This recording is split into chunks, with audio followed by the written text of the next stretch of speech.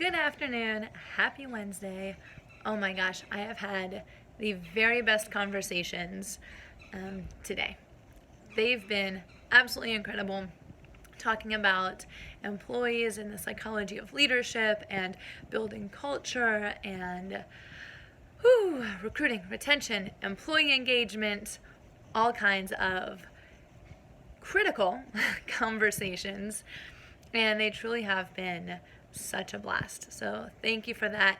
Keep it coming. I'm here today, all day tomorrow, taking calls, text messages, emails, whatever you got, throw it my way.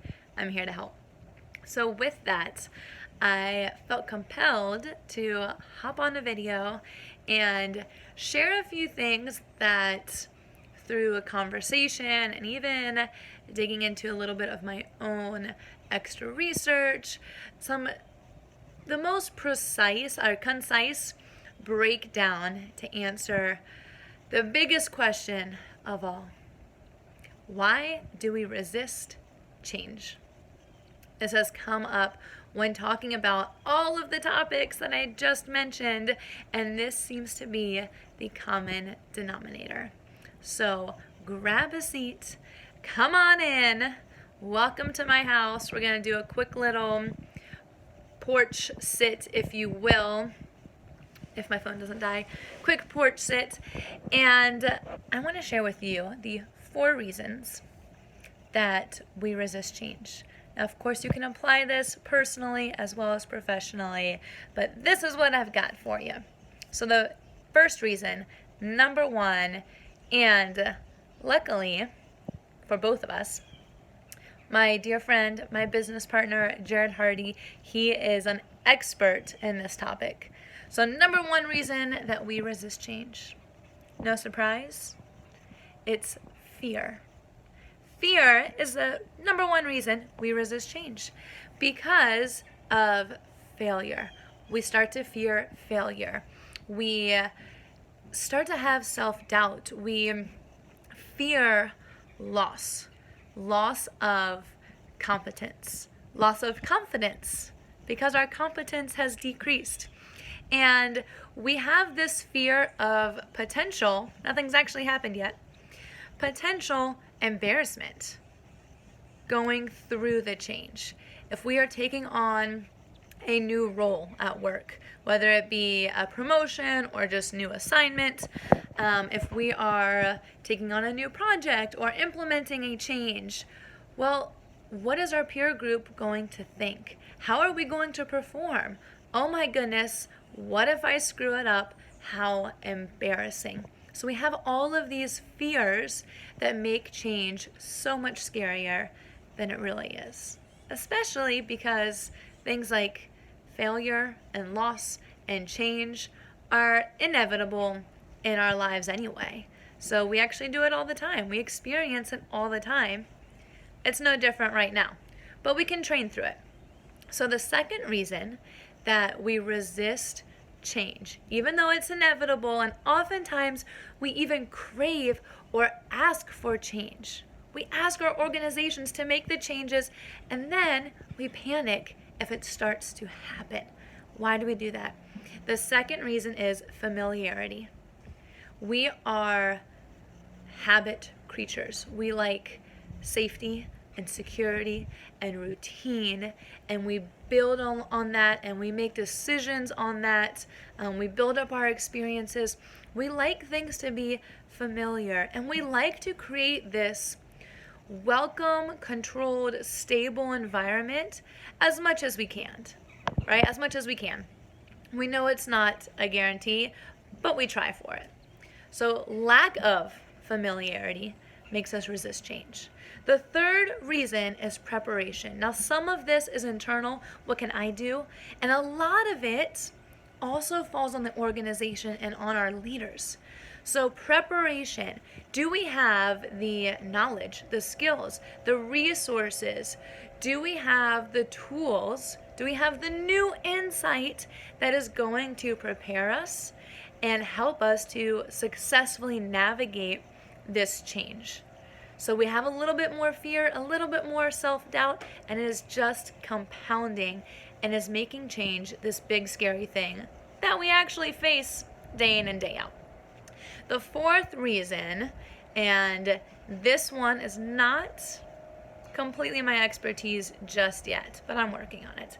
So what I have found, putting all of these different things together, is the fourth reason we really resist change is a combination of culture and genetics. Genetics is a new one. So culture, we universally, right, regardless of what your spirituality is, what your religious beliefs are, your personal beliefs, we have a survival instinct, of course, right? This is why we want certainty, and we want stability and routine and safety and security, right? Because that's how we survive, to have those things and do what we can to control what keeps us safe and protected. And venturing into the uncertain and the road never traveled and into the unknown goes against all of our instincts, right? Why would we endanger ourselves going on this new venture? So the culture of it all and those deep-rooted beliefs and instincts really challenge us when it comes to taking on change. And on the genetic side, I know a decent amount about neuroleadership, but this is actually neurochemistry. I'm going to nerd out for just a second. If you didn't know I had a nerdy side, secret's out. But neurochemistry, as we create these routines and these habits, we are habit-forming creatures, right? We do it naturally, and then so many keys to success and productivity and performance is creating habits, positive, successful habits.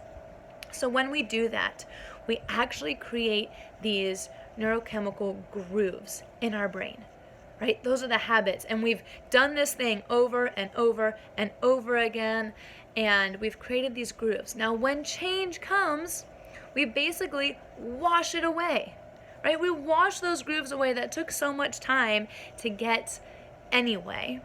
And now we kind of have to start over, right? We have something new. We don't have that habit. And now with that, emotionally, we have panic and fear and frustration. And this is why change is so scary, even though we do it day in and day out. So when you hear all of the reasons that we resist change, it makes complete sense why when you go to your team, when you go to your coworkers, when you go to your organization and say, hey, let's go ahead and change 1, 2, 3, 4, 5 things. Boom, here it is. Let's make it happen. No wonder everyone kind of freaks out and we don't know how to handle it. It's a process we have to go through.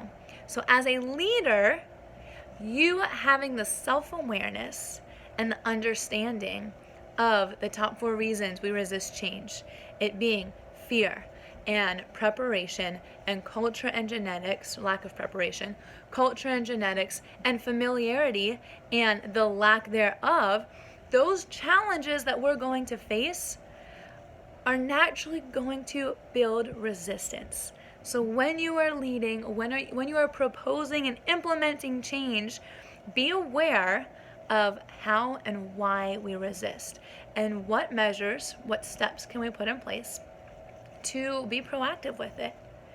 Hey, let me help mitigate some of that fear. Let's have the conversation.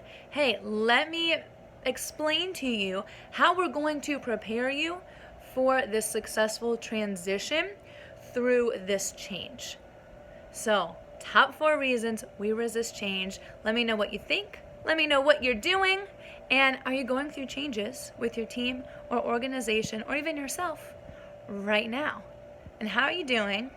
Are you resisting? And which reason? How's it going?